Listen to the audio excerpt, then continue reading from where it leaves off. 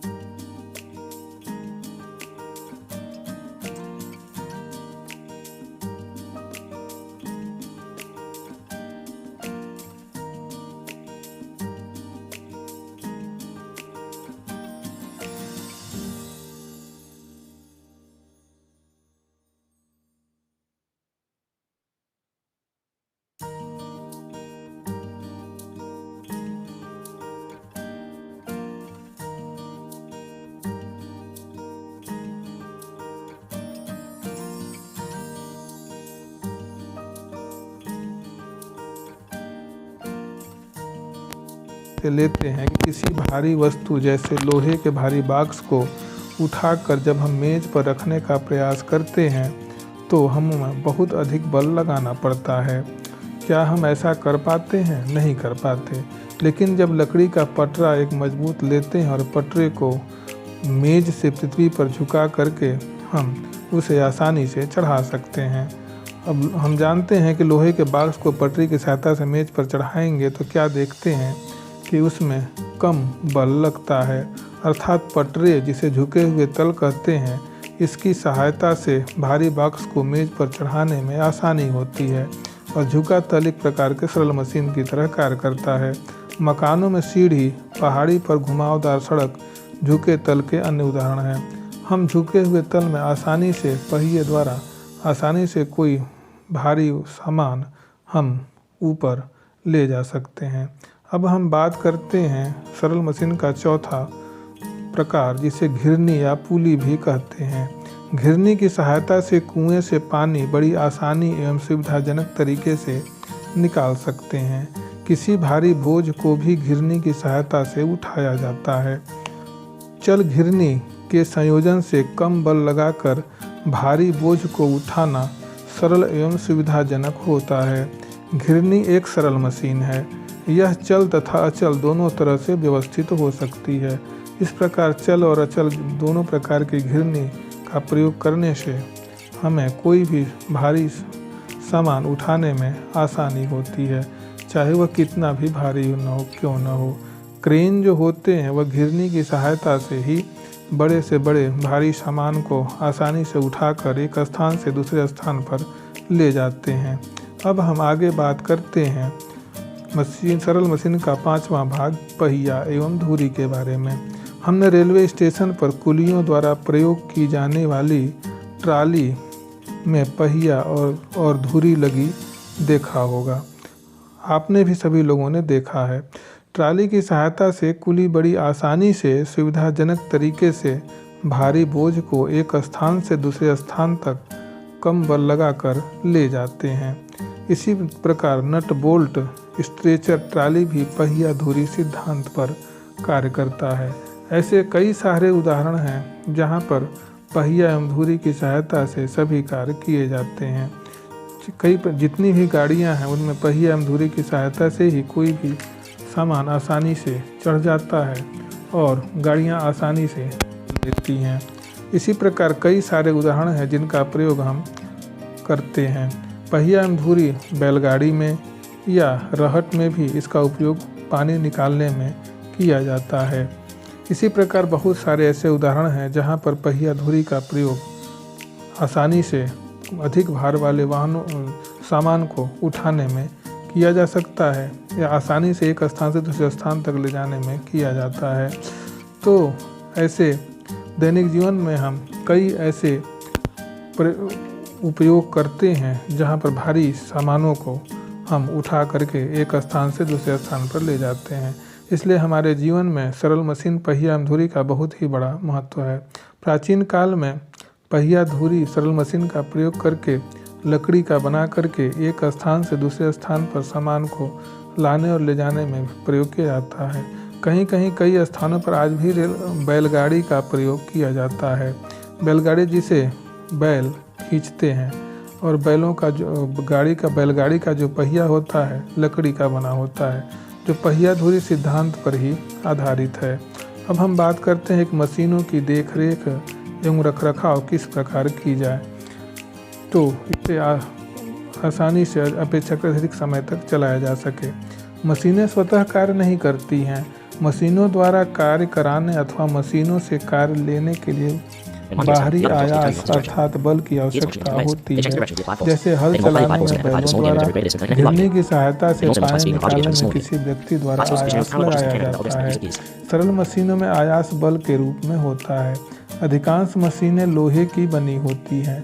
घर्षण बल के कारण मशीनों के पुर्जे घिसने लगते हैं। इनको घिसने से बचाने के लिए स्नेहक तेल लुब्रिकेंट अर्थात मोबिल ऑयल का प्रयोग किया जाता है। कहीं कहीं ग्रीस का भी प्रयोग किया जाता है अर्थात ग्रीस समय समय पर उसमें लगाना चाहिए। जैसे साइकिल के पहियों की धुरी पर ग्रीस लगाने से और पहिया घिरनी की धुरी में स्नेहक तेल लगाने से घर्षण कम हो जाता है और चाल बढ़ जाती है।